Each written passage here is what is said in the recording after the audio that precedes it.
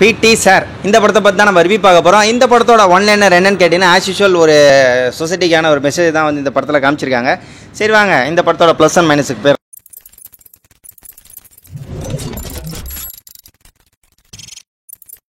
இந்த படத்தோட ப்ளஸ்ஸாக நான் எதை பார்க்குறேன் அப்படின்னு கேட்டிங்கன்னா, பிடி சார் இதுதான் வந்து ஃபுல் ரோலாக ப்ளே பண்ணோம் அப்படின்னு நினச்சேன். ஆனால் அது காட்டல. இதை வந்து நான் மைனஸில் தான் சொல்லி ஆகணும்.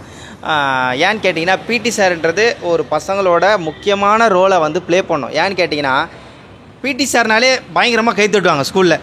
இப்போ எதுக்காவது பிடி சார் ஆனர் பண்ணுறாங்க அப்படின்னா, ஒரு 10 மிஸ்ஸு கூட அவங்கள வந்து ஆனர் பண்ணுறாங்க அப்படின்னா, பிடி சாருக்கு மட்டும் கை தட்டுறது பயங்கரமாக நடக்கும். பயங்கர சூப்பராக நடத்துவாங்க.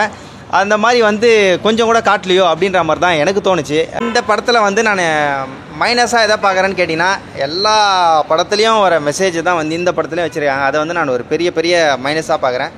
புதுசாக என்ன காமிக்கலாமே அப்படின்னு கேட்டிங்கன்னா, புதுசாக ஒன்று காமிச்சிருக்காங்க. ட்விஸ்ட்டாக நான் ஒன்று பார்க்குறேன். நான் என்ன ட்விஸ்ட்டுன்னு பார்த்தீங்கன்னா, அதை நீங்கள் பார்த்தீங்கன்னா நல்லாயிருக்கும் அப்படின்ற மாதிரி தான் தோணுது. ஏன்னு கேட்டிங்கன்னா வந்து, இந்த மாதிரி ஒரு கதை இருக்குமா அப்படின்னு சொல்லிட்டு நான் சொல்லிட்டேன் அப்படின்னா உங்களுக்கு இந்த படம் பார்க்குற இன்ட்ரெஸ்ட் சுத்தமாக போயிடும். படம் பார்க்கலாமா வேணாமான்னு கேட்டிங்கன்னா, என்னை பொறுத்த வரைக்கும் ஒன் டைம் வாட்சபிள் மூவி தான் இந்த படம். நம்மளோட காசு ஒர்த்தான்னு கேட்டிங்கன்னா, காசு நிறைய இருந்ததுன்னா போய் பாருங்கள், வேணான்னு நான் சொல்லலை. அதே மாதிரி வந்து டைம் நிறைய இருந்ததுன்னா இந்த படத்தை போய் பாருங்கள். டைம் வேஸ்ட் ஆகாது கண்டிப்பாக.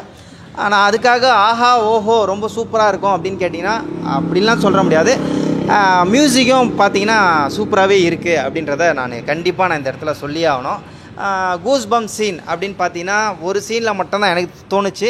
இந்த அம்பேத்கர் காட்டும் போது நம்மளுக்கு அந்த கூஸ் பம்ப்ஸ் வந்தது. கோர்ட்டில் வந்து அம்பேத்கர் நம்மளை ஃபோட்டோவை காட்டும் போதே நம்மளுக்கு கூஸ் பம்ப்ஸ் வந்தது. அது வந்து நான் ஒரு பெரிய விஷயமாக பார்க்குறேன். இதை தவிர வேறு எதையுமே நான் வந்து ப்ளஸ்ஸாகவே நான் பார்க்கவே இல்லை. ஒரு இடத்துல கூட எனக்கு ஒரு கூஸ் பம்ப்ஸே வரல. பா சூப்பர்ரா அப்படின்ற மாதிரி எனக்கு சுத்தமாக தோணலை. அதெல்லாம் வந்து நான் ஒரு பெரிய மைனஸாகவே பார்க்குறேன். சரி மக்களே, வேறு ஒரு பதிவில் பார்க்கலாம். நன்றி, வணக்கம், பாய்.